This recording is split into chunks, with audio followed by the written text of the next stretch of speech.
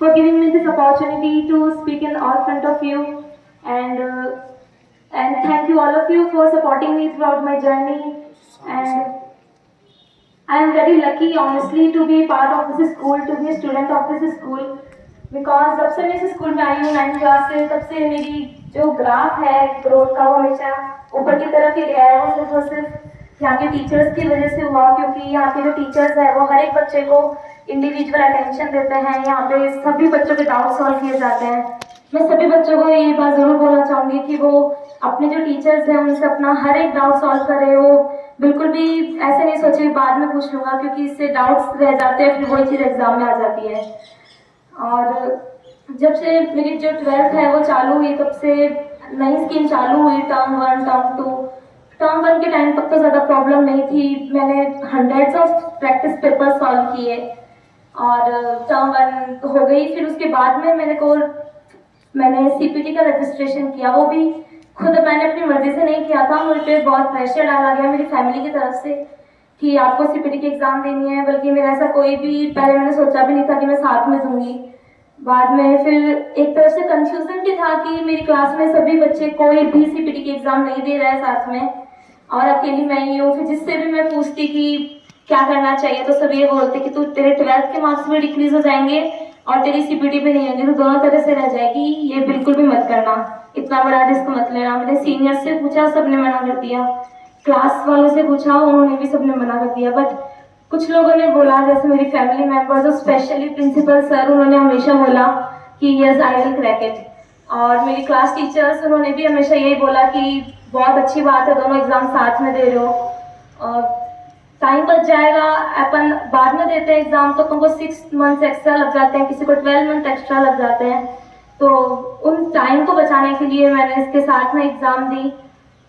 फिर जब जनवरी आई, फिर थोड़ा बहुत हमारा टर्म 2 का सिलेबस चालू हुआ, तो टर्म 2 में सब्जेक्टिव था, तो उसमें थोड़ा टाइम भी ज़्यादा लगता है। प्लस मैंने फिर बाद में मेरे फेवरेट इंस्टीट्यूट में एडमिशन लिया फरवरी में, वीएसआई। और उस वीएसआई की मैंने थोड़ी बहुत रिकॉर्डेड लेक्चर्स वगैरह देखे कि मेरे को थोड़ा बहुत याद रह जाए। सुबह सुबह स्कूल से आते ही 2-4 लेक्चर देख लिए। फिर 12th की प्रिपरेशन, क्योंकि 12th में भी उन्होंने काफ़ी सारे टेस्ट वगैरह लिए थे, क्लास टेस्ट हर एक चैप्टर के। टीचर्स ने हमारे फुल सिलेबस के भी काफ़ी सारे टेस्ट लिए थे, तो इसका बहुत ज़्यादा बेनिफिट हुआ। और आप सबने देखा होगा मेरे प्री बोर्ड्स के अंदर भी बाकी बच्चों की कंपैरिजन में बहुत कम मार्क्स थे। मेरे को फिर हो गया था कि नहीं, 4th रैंक से ऊपर तो नहीं जा पाऊंगी। बट फिर भी मेरे जो टीचर्स थे, उन्होंने पूरा बोला कि नहीं, हमें पूरा भरोसा, उन्होंने पूरा मुझ पर ट्रस्ट रखा, उन्होंने हमेशा सपोर्ट किया। उन्होंने कभी ऐसा नहीं बोला कि नहीं अब तुम दोनों कर लो, अब तो 12th में आ ही नहीं सकते मार्क्स।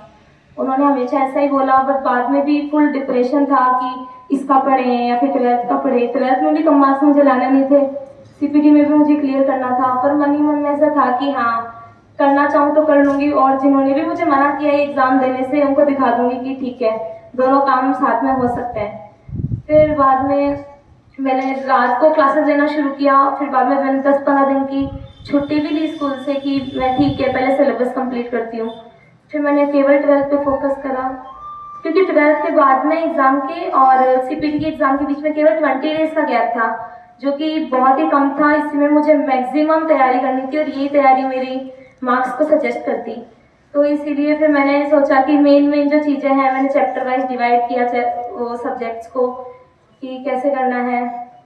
फिर बाद में थोड़ा मेरी पेरेंट्स का भी सपोर्ट था बहुत ज़्यादा, कि वो मुझे हमेशा मोटिवेट करते रहते थे। स्कूल टीचर्स भी हमेशा मोटिवेट करके रखते थे कि नहीं, तुम कर सकते हो, कुछ भी कर सकते हैं। तो फिर मैं एग्ज़ाम देके आई, तो मुझे ऐसा भरोसा नहीं था कि 12th में कि मेरे इतने ज़्यादा आ जाएंगे, पर ऐसा था कि हाँ, अच्छे मार्क्स आएंगे, क्योंकि मेरे पेपर सारे बहुत अच्छे हुए थे। दैन फिर उसके 20 दिन बाद में सीपीटी का हुआ, तो उसमें भी मुझे लगा कि ठीक है, मेरे पेपर अच्छे हुए हैं, क्योंकि मैंने स्पीड बहुत मेंटेन करके रखी। 12th में मेरी स्पीड टीचर्स ने बना दी थी, वही चीज़ मुझे काम आई सीपीटी के अंदर। तो उसके अंदर मेरी स्पीड की वजह से मैंने जल्द से जल्द पेपर कंप्लीट किया, और मुझे लगा था 210 के आसपास मार्क्स आ जाएंगे, पासिंग एटलीस्ट, थोड़े बहुत नंबर से पास होंगे। बट फिर बाद में पहले 12th का रिजल्ट आया, तब लगा कि 12th में इतने ज़्यादा आ गए, यानी कि 12th पर ज़्यादा फोकस किया था, अब सीपीटी में आ जाए बस वो बहुत है। फिर बाद में भी सीपीटी का रिजल्ट आया, तो उसमें भी 260 मार्क्स, तब लगा कि नहीं, नथिंग इज़ इम्पॉसिबल। अपन चाहे ना तो कुछ भी कर सकते हैं। ऐसा ऐसा नहीं है कि आप 12th कर रहे हो आप और कुछ नहीं कर सकते। टाइम जरूरी है। आप ये नहीं पता कि आप क्या बनते हो, सीए बन रहे हो, आप 10 साल बाद बन रहे हो, उसकी वैल्यू नहीं है। आप जितनी जल्दी सीए बन रहे हो उसकी ज़्यादा वैल्यू रहती है। इसलिए टाइम बहुत ज़्यादा इंपॉर्टेंट फैक्टर है। और एक जो सबसे बड़ी जो चीज़ थी जो कि सभी को ध्यान रखनी चाहिए वो है आध्यात्म। मैंने अपनी पूरी जर्नी में, मेरी पूरे एक्सपीरियंस में मैंने हमेशा गॉड से जुड़ी रही। मैंने हमेशा अपना 10 to 25% में गॉड के साथ थी। मैं कुछ भी काम करती थी तो हमेशा गॉड को, कृष्णा को सेंटर में रख के करती थी कि मैं कुछ नहीं कर रही, मेरे एग्जाम मैं नहीं दे रही, मैं पढ़ नहीं रही, सब कृष्णा कर रहा है। पूरा मेरे दिमाग में ये चलता था कि मैं कुछ नहीं हूँ इसके अंदर। मेरे जो मार्क्स आए हैं वो भी सब भगवान की वजह से आए। इसीलिए ये बहुत ज़्यादा इंपॉर्टेंट फैक्टर है कि आप हमेशा मेडिटेशन करें, आप हमेशा पूजा करें, आप मंत्र का जाप करें। क्योंकि इससे क्या होता है, इससे हमारा जो फोकस है हमारे गोल के लिए वो हमारा बहुत क्लियर होता है और हमारा फोकस बहुत कई गुना हमारा इंक्रीज हो जाता है। हम हमारे गोल की तरफ ऐसे देख पाते कि हमारा एकदम विजन एकदम क्लियर है, हमारा जो कंसंट्रेशन पावर है वो कई गुना हमारा इंक्रीज हो जाता है। ये बहुत इंपॉर्टेंट चीज़ है कि हम हमेशा गॉड के टच में रहें, हमेशा भगवान को प्रे करें कि हमारे साथ जो भी होता है अच्छे के लिए होता है, हमेशा ऐसी बातें बोलें। और ये कि हार्ड वर्क और कंसिस्टेंसी दोनों होनी चाहिए। आप हार्ड वर्क कर रहे हो, आप सही डायरेक्शन में नहीं कर रहे हो, उसका कोई सेंस नहीं है। आप हार्ड वर्क आपने एक दिन कर लिया, अगले दिन आप बोले कि कल पढ़ लिया तो आज नहीं पढ़ूंगा, ये चीज़ नहीं होती है। कंसिस्टेंसी बहुत इंपॉर्टेंट की है कि आप रोज इक्वल पढ़ें और दिन ब दिन अपने जो वर्किंग आवर है उनको बढ़ाते जाएं। क्योंकि एवरी सेकंड काउंट्स, हर एक सेकंड की इंपॉर्टेंस होती है। अपना टाइम वेस्ट ना करें क्योंकि बाद में यही याद आएगा कि खास उस टाइम पे पढ़ लेते तो आज काम आ जाता। तो टाइम की इम्पोर्टेंस बहुत ज़्यादा है सभी बच्चों के लिए। फिर टाइम का कई बच्चे ध्यान नहीं रखते, वो मोबाइल ले लेते हैं तो कई देर तक बैठे रहते हैं। तो सबसे मेन सजेशन यही है कि आप टाइम की वैल्यू समझें। आप हर देखें कि आपका हर एक मिनट यूटिलाइज हो रहा है कि नहीं हो रहा है। आप देखें पिछले 1 घंटे के अंदर अपना कितना पढ़ाई कर ली, कितना यूटिलाइज हो रहा है। और अगर आप कुछ एक्स्ट्रा कर रहे हैं, कुछ एक्स्ट्रा पढ़ाई कर रहे हैं तो आप ये देखो आप केवल पढ़ाई नहीं कर रहे हो, ये देखो कि आप जो भी काम कर रहे हो उसको एकदम इस तरह से करो कि आप उसको बोलो नहीं। आपको पूरा कंसंट्रेशन 100% यहीं पे है। आप कहीं और ध्यान नहीं जा रहा है तो पूरा कंसंट्रेशन यहीं पे है। और लास्ट तो यही है कि सब hard work is the most important. कई लोग बोलते हैं कि किस्मत इम्पॉर्टेंट होती है, किस्मत से भी कई लोगों के मार्क्स आ जाते हैं।